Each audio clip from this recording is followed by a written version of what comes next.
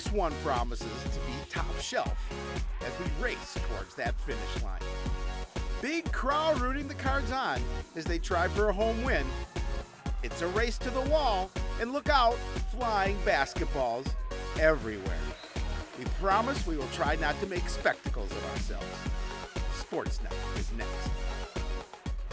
Hello, everyone, and welcome to Sportsnight. I'm Joe Young. And I'm Howie Shapiro. Good to be back after a week off. Glad to have you. Had a little vacation time in Mexico. Actually, you got a chance to watch the Mexican version of our show, La Noche Deportes. And it wasn't as good as ours, but they did have a guy with a mustache, so it was kind of cool. Well, you missed some good action. The boys basketball game in particular against Blaine. One of the best crowds we've seen for a basketball game at the barn in quite a while. Obviously, the crosstown rivalry helps. And just an early, they still got to play each other a couple weeks down the road toward the end of this month as they prepare for playoffs. But a really fun game, and the crowd really enjoyed it. Unfortunately, for the home fans, they came up a little short. I did take a little bit of a break from our festivities, and I was able to watch a little bit towards the end of that game. So, yeah. And you did a phenomenal job. Well, let's not go too far. I appreciate it, though. I'll pay you later. Thanks. But a lot to talk about this week as we do get closer and closer to the end of the winter schedule and the start of playoffs. But we're going to start with the boys hockey team after a week off. Cardinals return to action on Saturday. And now they'll play 6 games in 10 days to finish their regular season. Cardinals were in Osseo Saturday afternoon facing an Orioles team that was just a couple games below 500. They'd beaten the Cardinals 2-0 in their first meeting, but this was a game the Cardinals knew they had a chance to win. Orioles Nest named after legendary skating coach Dick Fry and one of the greatest nicknames, the Tin Bin. First period pressure pays off for Alex Billy. Puck poked back to him. He goes top shelf short side. Coon Rapids on the board midway through the first. Orioles answer on the power play late in the period. Gabrick Olson with the low-angle shot. Connor Wise makes the save, but the rebound is off Luke Sawicki and into the net. Doesn't have to be pretty to count, and it's all even at 1 after 1. That changes just 90 seconds into the second. Cards turned it over at the top of their zone. Cameron Klein walks right down the middle, beats Wise with a wrist shot glove side. Orioles had a 16-3 edge in shots in the second, but that was the only goal. They convert on the power play again in the third. First shot is blocked. Quick pass to Jake Pojar for the one-timer. Wise made 40 saves, but it wasn't enough. Orioles added an empty net goal to take the win 4-1 the final. Yeah, another tough loss for the boys. I mean, they're obviously struggling this year trying to find wins, and and you know better than I because you see just about every game, maybe every game for the most part, and it's just trying to play and find that continuity, find a little team chemistry, if you would. Well, the biggest thing I think this team needs to find is confidence, and it's hard to find confidence when you spend as much time down as they have. To get that early lead against Osseo was big, even though they were being outshot already pretty handily at that time. Unfortunately, they just couldn't find the net again. Right. Only 3 shots in the second period, and the Orioles able to increase their lead or get their lead in that second period and then ice the game in the third. And it's just a matter of this team starting to find some confidence, believing in themselves, and finding a way to play at the opposite end of the ice. A win certainly would help, obviously, to build some of that confidence for them. But as you're right, though, they get behind by a number of goals. It's really tough to dig out, and it's tough to get that confidence. Well, 6 games between now and next Thursday. 4 games in 5 days to end this week. They're at Centennial on Tuesday. And Howie, we'll be there. Then they're at St. Paul Highland Park on Wednesday. They host Rogers on Thursday, and then Gentry Academy coming to the Crick on Saturday. That'll be senior day, I should say, because it is a 3 o'clock in the afternoon game. Looking forward to seeing the insides of the Centennial Arena. I am as well. Brand new. Well, the girls' hockey team had 2 games last week with huge implication on section seedings. CPCR, Blaine, and Rogers were all fighting for a second spot in a first-round bye. It started with a visit by Blaine on Tuesday. The Bluebirds and Bengals had nearly identical records, and both were known for stingy defense and balanced scoring. It was a tight battle that could change on any given shift. Bluebirds were fired up for this one, the one and only meeting against their crosstown rival. No score in the second. Bluebirds bringing some pressure in close. Puck gets poked to the point. Kylie Scott, the shot through traffic, kicked away by the keeper. Blaine had a slight edge in shots after the first, but to fire up the intensity in the middle, Brielle Fussy getting in close for a chance on the backhand. Little skirmish in front, but the puck is kicked free. Bengals working down low again, force a turnover, and a good chance right out front by Elijah Johnson stops all 15 Blaine shots in the second, goes scoreless into the third. We move to that final frame. Blaine sophomore Danny Brunette with a speed through the center ice, fires a wrist shot but claims it off the crossbar. It's still knotted at 0-0. As is often the case in games like this, it came down to a bounce. Blaine's Maddie Anderle plays it toward the net. Johnson makes the save, rebounds off Caleb Lisi into the net. Turns out the only goal in the game. Bluebirds put up a good fight. Johnson stopped 34 of the 35 shots she's faced, but unfortunately the Bengals will get the win by a score of 1-0. Well, and it should be a very interesting section tournament because a lot of teams there, they could any game could go either way. The other team that was fighting for that number 2 spot, the Rogers Royals, Bluebirds took them on Saturday, and they skated to a scoreless tie, 14-9, and won the record now for Champlain Park Coon Rapids. Elijah Johnson, 46 saves as they were outshot 46-27, but she had a night. And you earned the shutout with 46 saves. Unfortunately, the team couldn't get a win in front of her. And now they finish up with a very tall task. They have Blake coming to the Crick on Wednesday, ranked number 5 at state. And then here is the section brackets. And really, I mean, to be the 3 seed means they don't have to deal with number 1 seed Maple Grove until they reach the finals, if they can do so. It also means a favorable draw against Anoka Spring Lake Park, who they beat twice during the regular season, then a rematch with Blaine. Rogers is the number 4 seed. They will get Centennial in the first round. The winner of that one will get the top seed a week from Tuesday, or no, next Tuesday. Next Tuesday. The 11th is the semifinal round at Roseville, and the championships to be held on Valentine's night on Friday night. Yeah, they'd love to be able to get, obviously, that rematch with Blaine, and after losing 1-0, I mean, so recently compared to, when they get that opportunity, but one game at a time.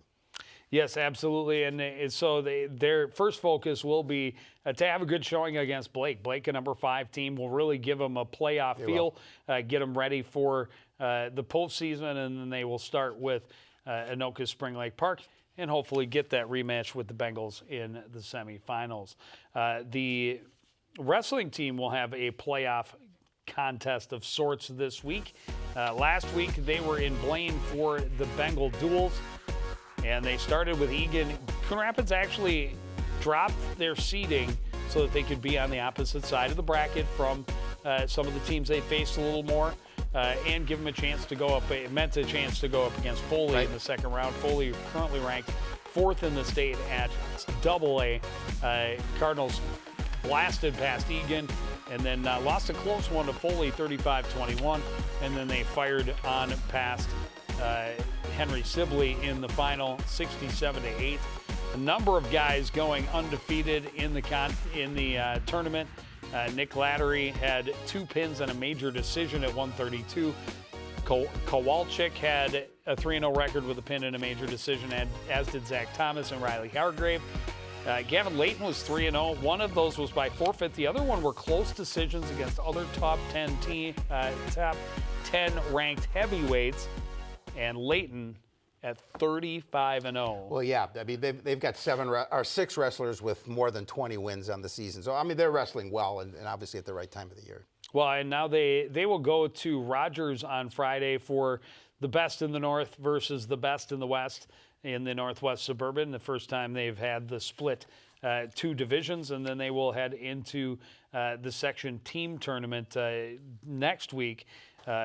Also on Valentine's, and Coon Rapids looking to make a run. I mean, in the 23 years we've sat at this desk or one similar to it, only 1 team appearance in the state tournament. They've always been competitors, and they have. Toughest definitely possibly the toughest section in the state. But with the way they've been wrestling, especially from the middleweights up, they certainly won't be taken lightly by anybody else in the section. Gymnastics team was busy last week. They had another double duel. This was at Elk River, but Rogers was the host school. Coon Rapids put up a 126.675, a respectable score. Comes up short against Rogers, 131.135. Aaliyah Vu was first place on the bars. Cassie Rushmeyer first place on the vault. Rachel Dieters second on the floor. Vu was fifth place on the beam. First place all around, though. And Rachel Dieters was fourth place all around against the Royals. Andover, same score for the Cardinals, obviously in a double duel format. They come up short against a 130.4. And there you see the first place finishes for Rushmeyer on vault and Vu on bars. Sixth place finish on the beam for Kalia Jones, and a second place finish on the floor for Rachel Dieters. Aaliyah Vu was second place all around with that 33.40. And then on Saturday, they were at Breck for the Breck Luau, and a 10th place finish, a disappointing 121.125. There you see it, the best finish of the afternoon was Rachel Dieters on the floor, finishing 14th with a score of 8.875. Consider there's about 50 girls in each event, and those places are not too bad, most of them kind of right in the middle of the pack. Reese Ireland was their best finisher on vault with a 20th place tie. Cassie Rushmeyer 26th on the vault, 30th on the floor. Aaliyah Vu had a 35th place finish on the bars, and Kalia Jones was right behind her in a tie for 36th. And they've still got a couple of events, or one event left before the section tournament. The thing about this team is they just haven't had that consistent scoring. We saw them get into the 130s right before the holiday break, and they've not been able to return there since. The 126 is a decent Yeah, they've been in that 124, 125 range. 121 definitely a little disappointing. But to see that in a double duel format against Andover and Rogers and know that those are scores they could have attained, that could have been a double win instead of a double loss. Without a doubt, and obviously, so they've got one more final tune-up before they start their tournament play. Yeah, they're at Maple Grove on Thursday this week, and then the section championships are at Forest Lake also on Friday, Valentine's Day.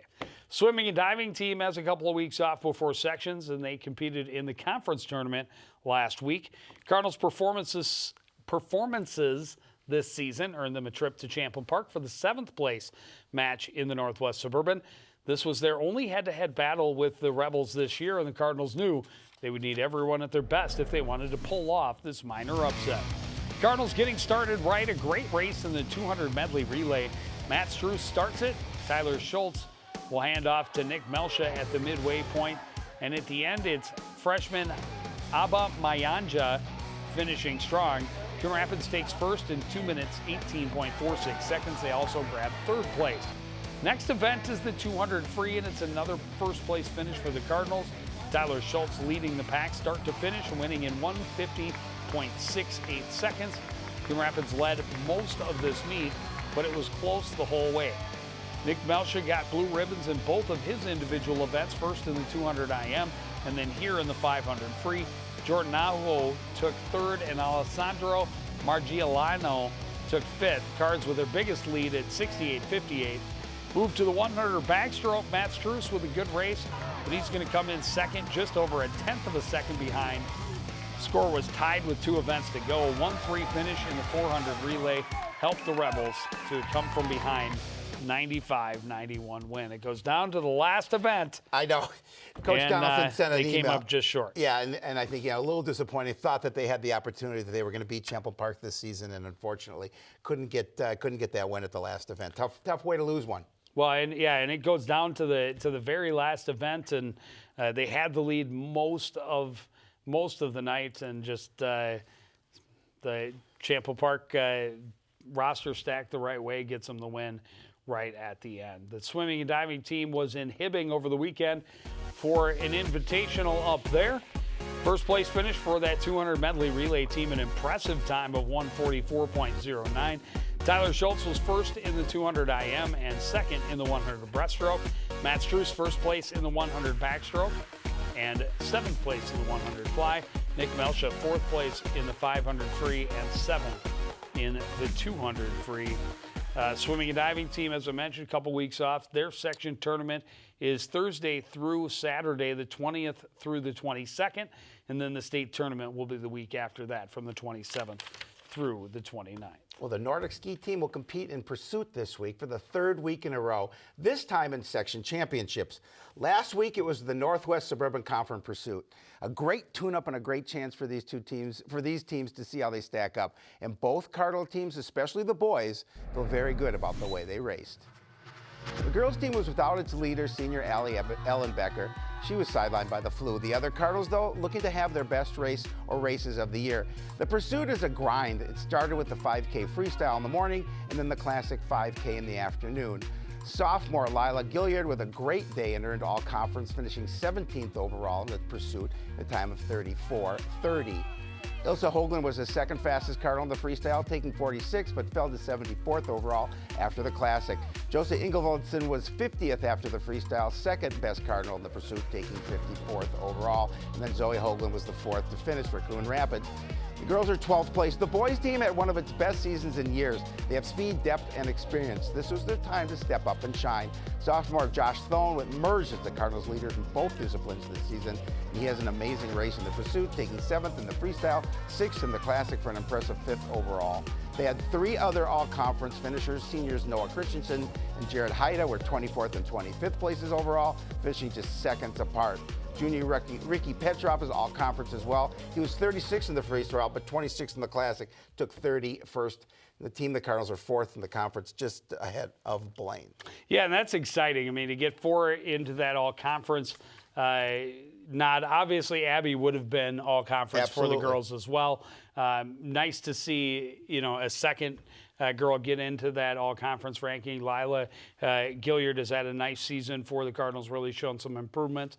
I was really worried when I originally saw it, and I immediately sent Coach Denny Green and said, what happened with Abby? Is she okay? Yep. Because that is definitely the storyline of the winter is Abby Ellenbecker a chance at a 4th straight trip to the state tournament. He said she had the flu, she's back, she's feeling better. Great. She has been skiing, and she will be ready for sections. Yes, she will. Section tournament is on Wednesday this week.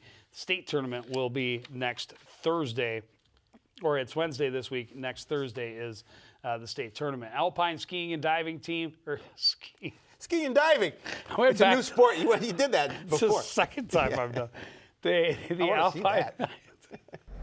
How do you do alpine skiing? We'll find out soon. You race downhill, go off a huge jump, and right into a pile of snow.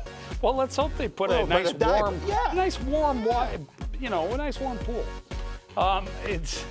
Stay tuned. It may be a high school sport soon. I can see the Olympics. Boys team was in 8th place in the final race of the regular season. Reed Smith, the 6th place finish in 56.38. He finished 13th overall and will be all conference. Gian Del Frade was 24th place. Jake Sides was 34th. Nico Tweedy 35th. And Van Norman finished in 82nd place. On the girls' side, a little better finish, 7th place overall. Emma Bolin also finished 13th place overall in the final conference standings. She was 17th in race number 5. Sydney Vossen was 48th, Hafferman 63rd, Emily Verbeek 65th, and Zoe Scheck was in 68th place. You think you ski like right off a diving board into a pool? Sure, or just a big ramp. Or a ramp. Or a ramp. Well, that's how they practice. That's how they practice the alpine jumping, right? Is they do their flips into a big foam pool. Yeah. Similar concept, except first you have to come down the actual slalom race, and then you hit the ramp at the end, fly over the chalet into the pool. I like it. And you get style points for going in with minimal splash. It's a 10. That's right. There's judges on the far end. We'll work it all out. We got it. For next week, we'll probably have it figured out. We'll have some drawings. Sending a proposal to the Minnesota Skate High School League. Well, it's amazing. It's amazing how that we ever get anything accomplished around here. Boys basketball. No question. Okay. I had to get the basketball teams squeezed an extra game into the schedule this past week with a makeup game against Blaine on Wednesday. Both teams started the week, though, with a game against Totino Grace on Tuesday. Boys were on the road to face an Eagles team that had won 4 straight and was 10-4 on the season. They would definitely give the Cardinals all they could handle. Cardinals looking for a fast start. They find MJ Galama with an open look from the top of the key, and Coon Rapids has an early lead. But then the Eagles go on a run. Tayson Chapman kicks it out to DJ Akapati on the right wing. He hits the 3, helps Totino take an 8-point lead. But the Cardinals don't let them get away. MJ takes this one into the lane, drops it off for Jackson Aurelius. 2 of Aurelius' game-high 20 points. It's a 1-point game. Galama again this time. He's just going to drive it to the basket, gets the bucket and the foul. Still, Coon Rapids trails. Late in the half now. Joseph Tarnu steps up on defense, gets the steal. He's off on the breakaway. He scores. Cardinals take a 2-point lead to the locker room. Unfortunately, it slips away in the second half. Eagles on the run. C.J. O'Hara will drive to the basket, scores, plus the foul. And he really started to take this game over in the second half. O'Hara again gets the strip on Elmy, and he's off to the races again and again. He gets the contact, the basket. He had 20 points to lead the Eagles to a 69-56 win. Here I am. Well, the Cards are right back on the court on Wednesday, hosting a makeup game against Blaine. This is the first meeting of the year against their conference and section rival. And the teams are just half a game apart in the standings. There's still a lot of season yet to be played, but this is still a tough and intense battle that had a playoff feel. Coon Rapids tried to set the tone on the defense early. Jackson Aurelius gets the steal, feeds MJ Galama. He delays, then drives to Cardinals with a very early 3-point lead. It disappears on Blaine's next possession, nearly a turnover, but it's pushed to Aaron Call. He hits the 3-pointer, first of many for him. Fun back and forth game in front of a great crowd. Aurelius on the run for the Cards, kicks it back to Jordan Doe. He hits a 3, partner of 11-point night for him. Cardinals were up by 8, but the Bengals bounce right back, and it's Call again that sparks the comeback. Another 3-pointer. This one tied it at 22. He's going to hit another to put Blaine up 25-22, but the Cardinals finished the half with a 9-2 run. Jackson Aurelius' floater made it a 31-28 Cardinals at the break. Paul had 4 3-pointers in the first half, and he stays hot in the second. Stepanek gets it back to him at the top of the key, gives it to Blaine the lead. There were 16 lead changes in the game, 11 of them in the second half. Well, Cardinals working in the half court. Aurelius draws the defense and finds Galama with an open lane to the basket. MJ was one of 4 Cardinals in double digits. Defense leaned to offense again. This time it's Jordan Doe jumping off the pass and feeding Talon Elmy on the run. He scores with the left hand. Cards up at 5 with 12 minutes left. Blaine answers by going back to the hot hand call at back-to-back threes that helped Blaine tie the game at 46. He had a game-high 24 on 8 3-pointers. Bengals get the lead when it mattered most. The Cardinals bring full court pressure, but the pass springs Sam Olson behind the defense, goes up, throws it down. That made it 60-55. Goes down to the final second. Elmy with a great look from 3. It's off the mark. The Bengals able to secure the rebound, run out the clock, and they're going to win this one by a score of 63-57. And obviously, I wasn't there, watched the end of it, but I heard that the crowd was amazing at this game. And it was just so a much really, fun. really fun game. 2 very evenly matched teams. And here's another, we talk about a little bit about that in the girls hockey with their section. It could really go any way. Even Maple Grove, their number 1 seed there, is going to be beatable and definitely will have to be on their game. Similar situation here for the boys basketball team. It's a 7-team section. Right now, Cambridge Isani, the clear-cut number 1. Duluth East is right now ranked the number 2. But as coach, I was talking to Blaine coach Mark Arsdorf before. He said, "I think we can beat anybody in this section. I think anybody in this section on their game could probably beat us. I agree. It could go any way." And he said, "I don't think that Duluth East will be there at the end, getting that number 2, because they don't play they're having a great year, no question. No offense to the Greyhounds, but they're not playing the same kind of schedule that the Northwest Suburban teams are night in and night out. Yeah, they take obviously all that into account when they're making the seeds. And so, yeah, so it'll be interesting as this season continues to wind down, how those seeds will actually take place. It'll be fun to see. Well, and there will be another meeting between those two teams before it's all said and done. Champlin Park was the competition for the Cardinals on Friday night. They lose to the Rebels by 15. Jackson Aurelius, 16 points and 7 boards to lead the way. Talon Elmy had 14 points and a couple of boards. Lucky Morange also into double digits with a dozen. Jordan Doe had 7 points and 8 boards. Cardinals fall to 5-12. Still, as we talk about, though, a lot of games to be played and a lot of meaningful games on the schedule. So you still got about 3.5 weeks before this season, regular season, comes to a close. It's right at the end of February, so really almost 4 full weeks. They've got time to make things different, but they have to see if they can get some sort of traction before heading into the postseason. They host Maple Grove on Tuesday and host Anoka on Thursday. And Howie, we'll be there. Girls basketball team, same schedule, started with Totino on the road on Tuesday. Cardinals lose by 30, 68-38. The final, Jenny and Tomboy had 10 points. Ella Georgie added 9. Kylie Hetwer had 5. 4 apiece for Rowan Tom, Nicole Post, and Benny Kalala. Then on Wednesday, the reschedule against the Blaine Bengals, and another lopsided loss for the Cardinals. 79-53 the final. Kylie Hetwer led the way with 12 points. Grace Henneman had 11. Nicole Post 8. Ella Georgie 7. And Jenny Tomboy held to 6. On Friday night, Cardinals were back at the Fieldhouse for the first of back-to-back home games to close out the week. Champlin Park Rebels came into just 5 wins on the season, but that included a 12-point victory over the Cardinals just a few weeks earlier. Cardinals would have to be at their best if they hope to earn some revenge. Cardinals keeping pace early. Benny Kalala with a nice follow after the missed 3-point attempt. That had Coon Rapids in front early. Stays close most of the first half. Macy Holland working her way toward the top of the lane, finds some room to hit a jump shot. Cardinals had points from 8 different players in this contest. Kalala driving right side. Doesn't fall, but the rebound is tipped to Grace Henneman, who puts it home. 1-point game with 3:25 to play. The Rebels took an 11-point lead to the half. The Rebels stretched the lead with strong shooting to start the second. First, it's Amaya Dory from the left corner, then Maya Dubose from almost the same spot. And then Dubose again. All of a sudden, it's 30-11 Champlin Park. Cards trying to chip into the lead. Kylie Hetwer finds a little bit of room on the left side, hits a 3-pointer. Still, Cardinals trail by 25. Already into running time late in the game, Ella Georgie hits a 3-pointer. The Rebels run away with this one, 65-31, the final. And I think, the girls basketball team, boys hockey team, almost identical records, similar stories. Yep. Not playing up to their potential. They have a lot of young athletes, and what they maybe need most is confidence.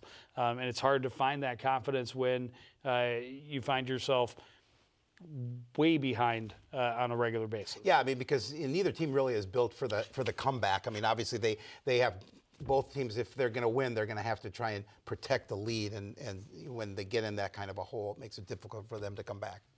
Well, and it's still a couple of weeks for the girls basketball team to straighten things out as well. And as I mentioned, they did have a game on Saturday hosting Forest Lake, losing to the Rangers 68-49. Jenny and Tomboy 14. Ella Georgie a dozen, and Benny Kalala had 11.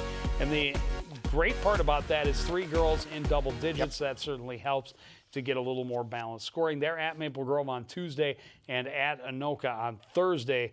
But that is going to do it for this edition of Sports Night. Here's a look at what we have coming up. Boys hockey on the road against the Centennial Cougars, live at 7:30 on Tuesday. Then it is boys basketball on Thursday against the Anoka Tornadoes. And we got some playoff hockey on the horizon. Best of luck to all the Cardinal athletes in action this week. As always, we will have all the results and highlights for you next week on Sports Night. I want to thank everybody out there for joining us, continuing to support everything we do here at CTN. For the entire crew, including Alex Shapiro, I'm Joe Young saying good night.